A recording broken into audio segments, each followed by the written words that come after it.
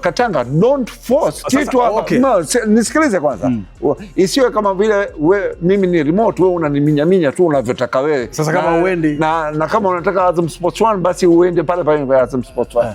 Mimi ni mtu mwenye maono yangu na maoni yangu, unasikia, mimi nitayatoa haya. Sasa ni juu yako. Nataka sheria sio maoni. Yes, ndio hicho ninachokuambia. Sheria inasema hivi. Sheria inatuambia hivi, unasikia? Kwamba usiwe sehemu ya tatizo la mchezo. Unapoweza kusolve bila kutoa kadi, au sio? You have to solve it. Unatakiwa kutatua. Yule walikuwa wanalalamika wengi pale katika benchi. Bana, sikiliza. Ngoja.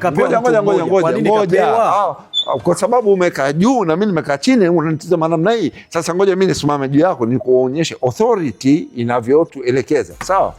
Imetokea kosa. Imetokea kosa. Referee atakachokifanya moja kwa moja, hatoi kadi, kwanza atasimamisha mchezo. Sawa?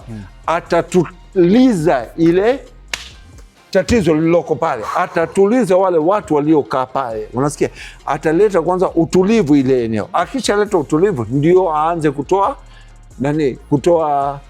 administrative rules pale, kwamba hapa sasa huyu mtu ni mwonyesha kadi, huyu ni mwenye kwa mdomo. Katanga